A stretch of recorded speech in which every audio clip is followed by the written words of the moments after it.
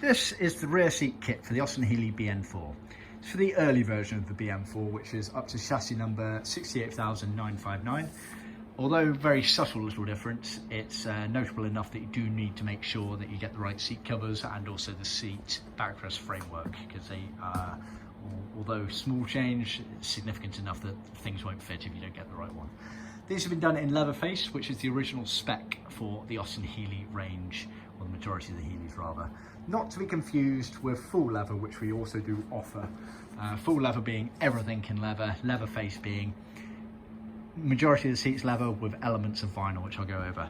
Worth bearing in mind at this stage that a lot of other suppliers out there refer to what we call Leverface as leather, which I think is a bit misleading.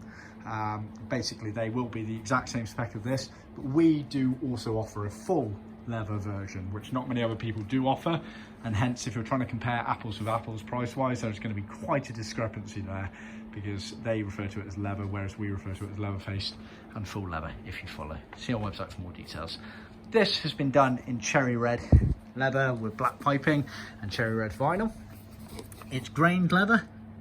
We can also offer smooth for most colours. As you can see, nice colour match between vinyl and leather there. The cushions, these little D-tractor seats, you get a pair of them. They are genuine tuck and roll pleats as ever. Pleated panel, leather, surrounds, leather, retainer in vinyl, tucks around. Piping there has been stripped at the end as it should be to allow you to tuck around on the frame there. So the cushions are fairly straightforward. Always check for our labels. The backrest, you get some loose materials here for the back of the woodwork.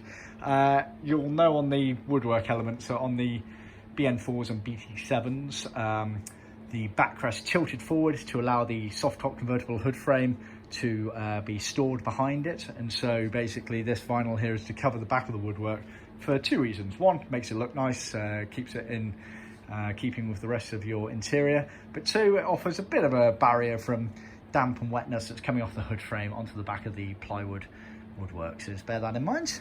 They are vinyl for Leverface seats. For a full leather set of seats, we would do those in leather, just FYI. The backrest here, again, pleats, leather, top part here, leather. This side retainer, vinyl, there and there. Then on the underside retainer, you have vinyl there, and also this retaining tab here is also vinyl. So again, if we offered full leather, all of those bits would be in leather.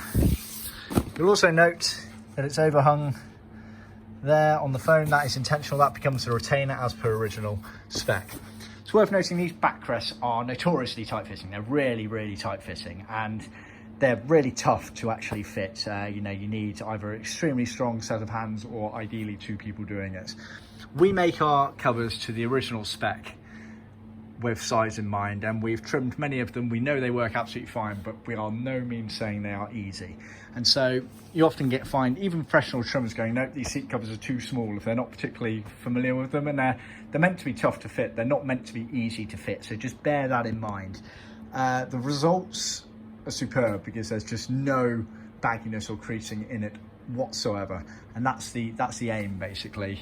They're made to be a struggle so that you get the correct fit. Otherwise, if you've just made them slightly bigger all the way around, which a independent trimmer may well do, or some of the other companies out there I know have just made seat covers bigger to make them easier to fit, you're not going to get the correct results. So see our YouTube video, we have got one of these seats fully trimmed up on there, and you'll see the results. There's just no bagginess, it's so taut, and that's what you want to be striving towards. Don't be fooled by easy to trim. They're not meant to be easy to trim.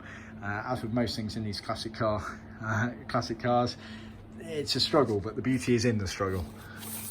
So that's the seat there. Just a quick thing on the early versus late. It's all related to this border up here. The early cars, this was fatter, like this one here, and a bit squarer at the top there.